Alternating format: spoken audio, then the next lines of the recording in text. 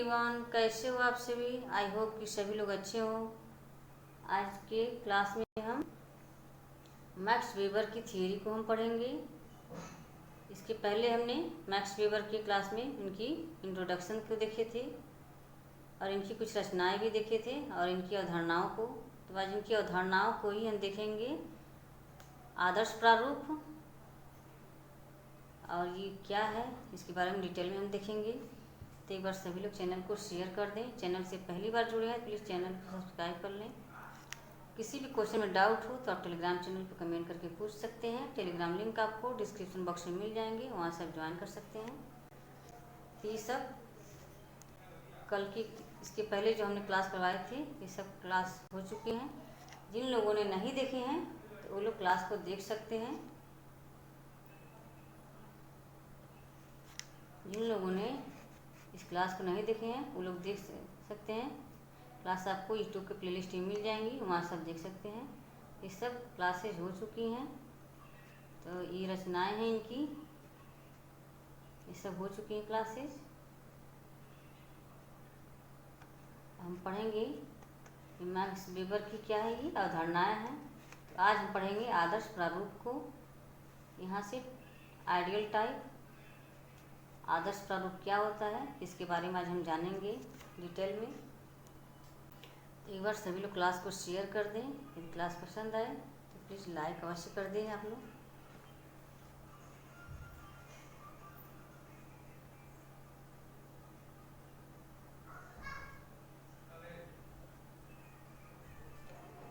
आदर्श प्रारूप ideal type क्या होता है।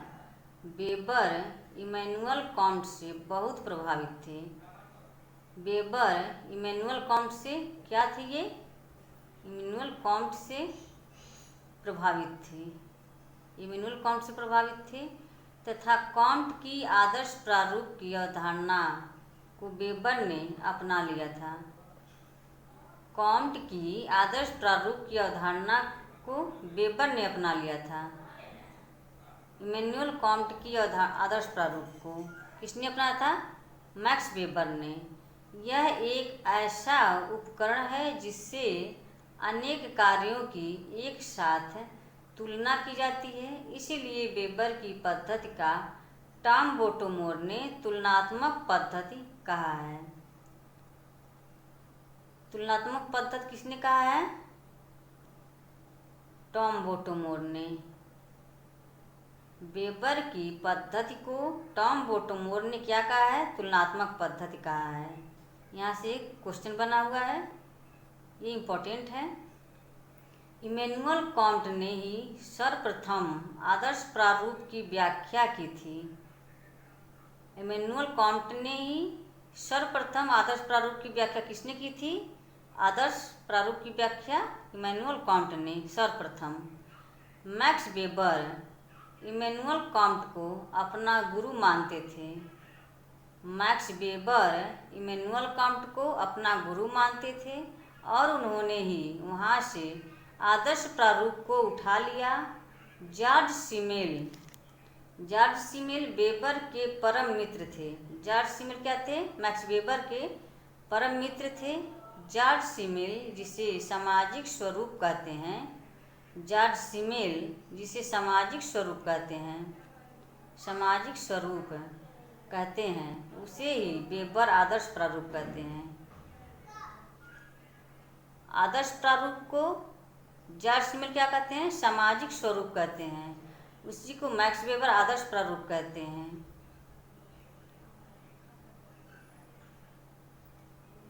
इसकी उत्पत्ति इमैनुअल कांट से हुआ है। इसकी उत्पत्ति किससे हुई है, इमैनुअल कांट से। नेक्स्ट देखते हैं।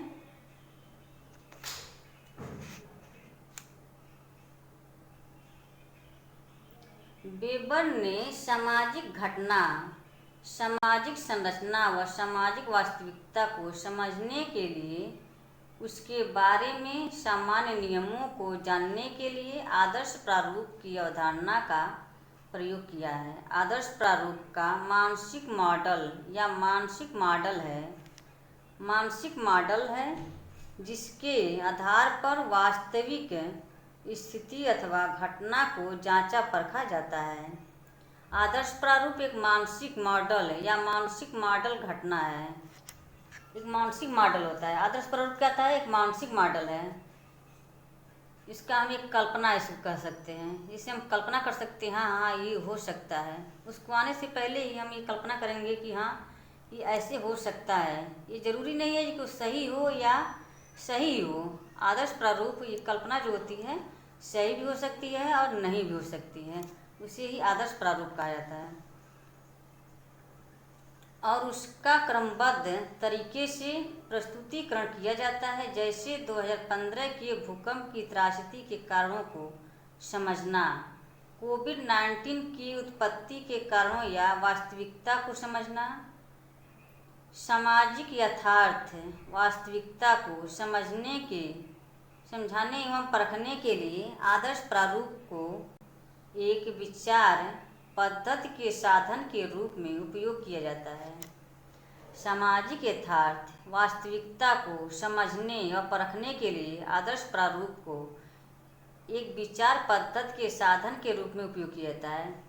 उनके कहने का मतलब है वास्तविकता, सामाजिक यथार्थ की, उनकी समाज की वास्तविकता क्या है उसे समझने की परखने के लिए आदर्श प्रारूप के विचार को साधन के रूप में उपयोग किया जाता है।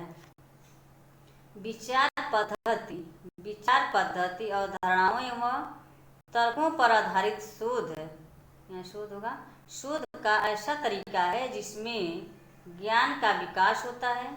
आदर्श शब्द का कोई अर्थ किसी श्रेष्ठता आदर्श के संदर्भ में नहीं है। मूल्यों एवं नैतिक आदर्शों से इसका कुछ लेना देना नहीं है। आदर्श शब्द का कोई अर्थ किसी श्रेष्ठता आदर्श के संदर्भ में नहीं है। मूल्यों एवं नैतिक आदर्शों में इसका कुछ लेना देना नहीं है। नेक्स्ट देखते हैं आदर्श प्रारूप। आदर्श प्रारूप न तो औसत प्रारूप है और न ही आदर्शात्मक प्रारूप है। आदर्श प्रारूप में जो कुछ है उसका वास्तविक जीवन में होना आवश्यक नहीं है। जैसे अमेरिका की संस्कृति और भारत की संस्कृति में बृहद पैमाने पर अंतर है। जैसे अमेरिका की संस्कृति और भारत की संस्कृति में बृहद पैमाने पर अंतर है। आदर्श प्रारूप न तो औसत प्रारूप है और न ही आदर्शात्मक प्रारूप है। आदर्श प्रारूप कुछ है उसका वास्तविक जीवन में होना आवश्यक नहीं है। तो इनके कहने का मतलब है वास्तविक जीवन में होना आवश्यक नहीं है। अब अमेरिका की संस्कृति और इंडिया की संस्कृति जो भारत की है वो बृहद पैमाने पर अंतर है। तो जो अमेरिका में है और यहाँ से हम ये सोचते हैं कि हाँ अमेरिका में इंग्लिश बोली जाती है और ये इंडिया में हिंदी, तो क्या जो इंडिया वाले जाते हैं तो हिंदी इंग्लिश में नहीं बोलते हैं, वहाँ पर इंग्लिश में वहाँ समझते हैं। और अमेरिका के लोग भी यहाँ आते हैं, यहाँ की भाषा को समझते हैं, एक दूसरे की भाषा को लोग समझते हैं। तो ये वास्तविक जीवन में कोई ज़रूरी नहीं है कि उसमें सेम हो, बहुत ही उसको उसमें क्या बोलते हैं उसको वास्तविक जीवन में होना आवश्यक नहीं है। वेबर ने अपने अध्ययन के लिए आदर्श प्रारूप बनाए थे। वेबर ने अपने अध्ययन के लिए आदर्श प्रारूप बनाए थे, जैसे सामाजिक क्रिया, प्रभुत्व, नौकरशाही इत्यादि। आदर्श प्रारूप की अवधारणा वस्तुनिष्ठता के विपरीत है। आदर्श प्रारूप की अवधारणा वस्तुनिष्ठता के विपरीत है। एक बार और देखते हैं इसको, फिर हम उनकी विशेषताओं को देखेंगे। आदर्श प्रारूप क्या है? वेबर इमैनुअल कांट से क्या थे? बहुत प्रभावित थे तथा कांट की आदर्श प्रारूप की अवधारणा को वेबर ने अपना लिया था। इमैनुअल कांट की आदर्श प्रारूप की अवधारणा को किसने अपनाया था? मैक्स वेबर ने। यहाँ क्वेश्चन आएगा कि मैक्स वेबर की आदर्श प्रारूप की अवधारणा किससे अपनाए थे? तो ये इमैनुअल कांट हो जाएंगे। अपना लिया, यह एक ऐसा उपकरण है जिससे अनेक कार्यों की एक साथ तुलना की जाती है, इसलिए वेबर की पद्धति का टॉम बोटोमोर ने तुलनात्मक पद्धति कहा है। यहाँ भी क्वेश्चन आया हुआ है। वेबर की आदर्श प्रारूप को वेबर की पद्धति का किसने तुलनात्मक पद्धति कहा है? ये टॉम बोटोमोर ने कहा है। यहाँ भी एक क्वेश्चन आया हुआ है। इमैनुअल कांट ने ही सर्वप्रथम आदर्श प्रारूप की व्याख्या की थी। ये भी एक क्वेश्चन आ सकता है। आदर्श प्रारूप की सर्वप्रथम व्याख्या किसने की थी? तो ये इमैनुअल कांट हो जाएंगे। मैक्स वेबर इमैनुअल कांट को अपना गुरु मानते थे और उन्होंने ही वहाँ से आदर्श प्रारूप को उठा लिया। जॉर्ज सिमेल वेबर के परम मित्र थे। जॉर्ज सिमेल जिसे सामाजिक स्वरूप कहते हैं, उसे ही वेबर आदर्श प्रारूप कहते हैं। यहाँ भी मैक्स वेबर के आदर्श प्रारूप को किसने सामाजिक स्वरूप माना है? ये जॉर्ज सिमेल हो जाएंगे। यहाँ भी एक क्वेश्चन है, इम्पोर्टेंट है ये। इसकी उत्पत्ति इमैनुअल कांट से हुआ है। वेबर ने सामाजिक घटना, सामाजिक संरचना, सामाजिक वास्तविकता को समझने के लिए, उसके बारे में सामान्य नियमों को जानने के लिए आदर्श प्रारूप की अवधारणा का प्रयोग किया। आदर्श प्रारूप का मानसिक मॉडल है। मानसिक मॉडल या सामाजिक मॉडल है, यहाँ सामाजिक हो जाएगा, जिसके आधार पर वास्तविक स्थिति अथवा घटना को जांचा परखा जाता है और उसका क्रमबद्ध तरीके से प्रस्तुतिकरण किया जाता है। जैसे 2015 के भूकंप की त्रासदी के कारणों को समझना। 2015 के भूकंप की त्रासदी के कारणों को समझना किस कारण से हुआ था। 2015 में जो भूकंप आया था, इसको समझने के लिए वहाँ सर्च किया जाएगा कि क्यों आया था भूकंप, कहाँ से आया था, इसका केंद्र कौन सा बना था। अभी दिल्ली में भी आया था भूकंप, नेपाल का उसका केंद्र बनाया गया है। कोविड-19 की उत्पत्ति के कारण या वास्तविकता को समझना, उसकी वास्तविकता को समझना कि कोविड-19 क्यों आया, क्या वायरस था, इसका कहाँ से आया है। ये सामाजिक यथार्थ वास्तविकता को समझने एवं परखने के लिए आदर्श प्रारूप को एक विचार पद्धति के साधन के रूप में उपयोग किया जाता है। विचार पद्धति अवधारणाओं व तर्कों पर आधारित शोध का ऐसा तरीका है जिसमें ज्ञान का विकास होता है। आदर्श प्रारूप, आदर्श शब्द का कोई अर्थ किसी श्रेष्ठता आदर्श के संदर्भ में नहीं है। मूल्यों एवं नैतिक आदर्शों से इसका कुछ लेना देना नहीं है।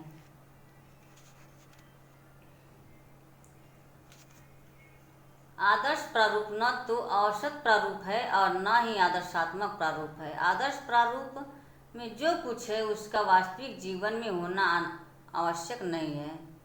आदर्श प्रारूप में जो कुछ है उसका वास्तविक जीवन में होना आवश्यक नहीं है। मान लीजिए आप किसी से मिलने जा रहे हो पहली बार, तो आप सोचोगे मिलेंगे तो ऐसे होगा ऐसे होगा, जाओगे तो वहाँ वास्तविकता उसकी कुछ और ही हो जाएगी। और किसी से पहली बार मिलते हो आप, तो वहाँ पर वास्तविकता कुछ और रहेगी। अगर आप उसके साथ ही एकदम रहने रह जाओ तो उसकी जो वास्तविक जीवन है उससे पता चलेगा जब आप उसके साथ रहोगे। सामाजिक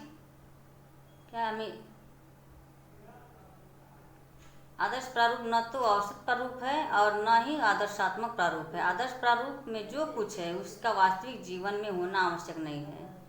जैसे अमेरिका की संस्कृति भारत की संस्कृति में बृहद पैमाने पर अंतर है। वेबर ने अपने अध्ययन के लिए आदर्श प्रारूप बनाए थे, जैसे सामाजिक क्रिया, प्रभुत्व, नौकरशाही इत्यादि। आदर्श प्रारूप की अवधारणा वस्तुनिष्ठता का विपरीत है। आदर्श प्रारूप की विशेषताएं क्या हैं? अब यहाँ विशेषताओं को देखते हैं, क्या है इसकी विशेषताएं। आदर्श प्रारूप की विशेषताएं। आदर्श प्रारूप में जो कुछ है उसका वास्तविक जीवन में होना आवश्यक नहीं है। आवश्यक नहीं है। यहाँ उनकी विशेषताएं कुछ, आदर्श प्रारूप की विशेषताएं क्या है, यहाँ से भी क्वेश्चन बने हुए हैं। आदर्श प्रारूप में जो कुछ है उसका वास्तविक जीवन में होना आवश्यक नहीं है। आदर्श प्रारूप एक विवेकी ब्लूप्रिंट है। आदर्श प्रारूप क्या है? एक विवेकी ब्लूप्रिंट है। एक विवेकी ब्लूप्रिंट का मतलब ये होगा, जैसे आप किसी चीज़ को सोचते हो, आपका एक प्रतीक समझ लीजिए, प्रतीक होता है तो आपके ये दिमाग में छप जाएगा, हाँ ये ऐसे ही होगा, ऐसे ही होगा ये, लेकिन वास्तविक जीवन में वैसा नहीं होगा। आदर्श प्रारूप का संबंध, आदर्श प्रारूप का संबंध नैतिक रूप से किसी आदर्श में नहीं होता है। आदर्श प्रारूप का संबंध नैतिक रूप से किसी आदर्श में नहीं होता है। नोट है ये, यहाँ पर आदर्श का अर्थ तर्क एवं विवेकशीलता से है। आदर्श का अर्थ क्या है? तर्क एवं विवेकशीलता से है। विवेकशीलता में बुद्धि, तर्क में होता है तर्क वितर्क। आदर्श प्रारूप में मूल्य नहीं है होते। आदर्श प्रारूप में क्या होता है? मूल्य नहीं होते हैं। आदर्श प्रारूप प्रकल्पना है। आदर्श प्रारूप क्या है? एक प्रकल्पना है, जिससे सोचते हैं, विचारते हैं, एक कल्पना कर सकते हैं आदर्श प्रारूप को। आदर्श प्रारूप सत्य व असत्य दोनों हो सकते हैं। आदर्श प्रारूप सत्य व असत्य दोनों हो सकते हैं। आदर्श प्रारूप का संबंध विज्ञान की अवधारणा से जुड़ा हुआ है। आदर्श प्रारूप सत्य व असत्य दोनों हो सकते हैं। जैसे मान लीजिए आप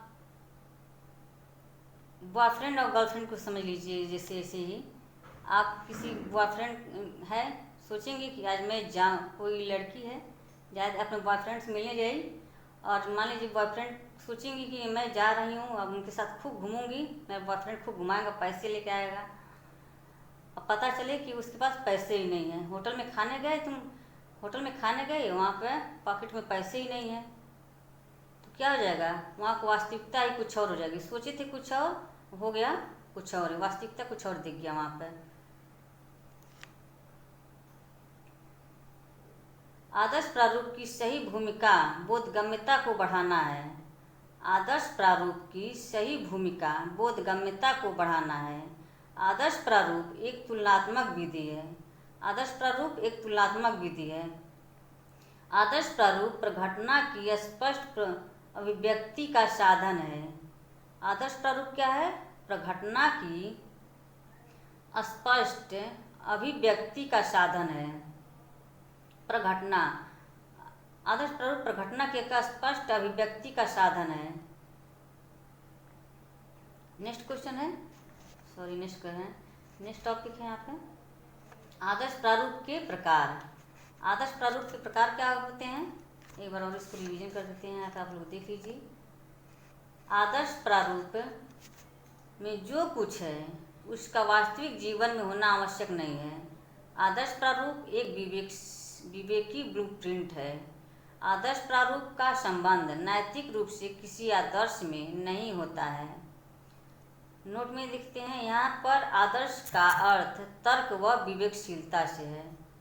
आदर्श प्रारूप में मूल्य नहीं होते हैं। आदर्श प्रारूप प्रकल्पनात्मक है। आदर्श प्रारूप सत्य व असत्य दोनों हो सकते हैं। आदर्श प्रारूप क्या है? सत्य व असत्य दोनों हो सकते हैं। आदर्श प्रारूप का संबंध विज्ञान की अवधारणा से जुड़ा हुआ है। आदर्श प्रारूप की सही भूमिका बोधगम्यता को बढ़ाना है। आदर्श प्रारूप एक तुलनात्मक विधि है।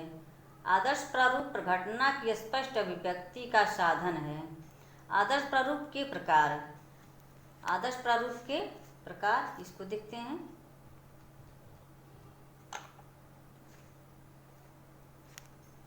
आदर्श प्रारूप ऐतिहासिक विशिष्टताओं से बने आदर्श प्रारूप। आदर्श प्रारूप तीन प्रकार के: ऐतिहासिक विशिष्टताओं से बने आदर्श प्रारूप, सामाजिक यथार्थ से जुड़े या बने आदर्श प्रारूप, थर्ड है विवेकपूर्ण व्यवहार से बने आदर्श प्रारूप। यूरोप और यूरोप और अमेरिका में वेबर कालीन युग में एक निश्चित सामाजिक यथार्थ या यथार्थ के कई रूप उपलब्ध थे। औद्योगिक क्रांति आ गई थी और औद्योगिक संगठनों को सुचारू रूप से चलाने के लिए किसी न किसी अधिकारी तंत्र या नौकरशाही की आवश्यकता थी। इसी सामाजिक यथार्थ को ध्यान में रखते हुए वेबर ने अधिकारी तंत्र पर आदर्श प्रारूप का निर्माण किया। वेबर की आदर्श प्रारूपों का संबंध विवेकपूर्ण या युक्तायुक्त अवधारणाओं से है। आदर्श प्रारूप के प्रकार 3 प्रकार के हैं। ऐतिहासिक विशिष्टताओं से बने आदर्श प्रारूप, सामाजिक यथार्थ से जुड़े या बने आदर्श प्रारूप, विवेकपूर्ण व्यवहार से बने आदर्श प्रारूप। यूरोप और अमेरिका में वेबर कालीन युग में एक निश्चित सामाजिक यथार्थ या यथार्थ के कई रूप उपलब्ध थे। औद्योगिक क्रांति आ गई थी और औद्योगिक संगठनों को सुचारू रूप से चलाने के लिए किसी न किसी अधिकारी तंत्र या नौकरशाही की आवश्यकता थी। इसी सामाजिक यथार्थ को ध्यान में रखते हुए वेबर ने अधिकारी तंत्र पर आदर्श प्रारूप का निर्माण किया। वेबर के आदर्श प्रारूपों का संबंध विवेकपूर्ण या युक्तायुक्त अवधारणाओं से है। रेमंड एरा के अनुसार यहाँ देखते हैं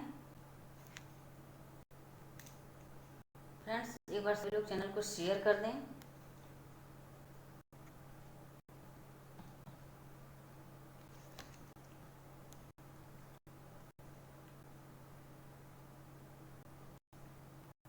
रेमंड एरा के अनुसार इस तरह के आदर्श प्रारूप को एक विशेष प्रकार के व्यवहारों को विवेकपूर्ण पुनर्निर्माण कहा जाता है। इसके अंतर्गत आर्थिक गतिविधियों से जुड़े हुए आदर्श प्रारूप निर्मित किए जाते हैं। रेमंड एरा के अनुसार इस तरह के आदर्श प्रारूप को एक विशेष प्रकार के व्यवहारों को विवेकपूर्ण निर्माण कहा जाता है। इसके अंतर्गत आर्थिक गतिविधियों से जुड़े हुए आदर्श प्रारूप निर्मित किए जाते हैं। आदर्श प्रारूप की संरचना मार्टिनडेल। आदर्श प्रारूप की संरचना क्या है? मार्टिनडेल के अनुसार क्या है आदर्श प्रारूप की संरचना? 2 प्रकार के बताते हैं। वस्तुनिष्ठता की संभावना और सेकेंड है पर्याप्त कार्यकरण संबंध है। ऑब्जेक्टिवल पॉसिबिलिटी एडजस्ट कॉन्सेस्टेशन। वस्तुनिष्ठता की संभावना। किसी भी प्रघटना को आदर्श प्रारूप की श्रेणी में रखने से पहले यह अवश्य देखना चाहिए कि उस घटना के बारे में अनुसंधानकर्ता को पूर्ण जानकारी है, अर्थात आदर्श प्रारूप का निर्मित अध्ययन वस्तुनिष्ठ पद्धति से किया जाना चाहिए। किसी भी प्रघटना को आदर्श प्रारूप की श्रेणी में रखने से पहले यह अवश्य देखना चाहिए कि उस घटना के बारे में अनुसंधानकर्ता को पूर्ण जानकारी है, अर्थात आदर्श प्रारूप का निर्मित अध्ययन वस्तुनिष्ठ पद्धति से किया जाना चाहिए। नेक्स्ट देखते हैं।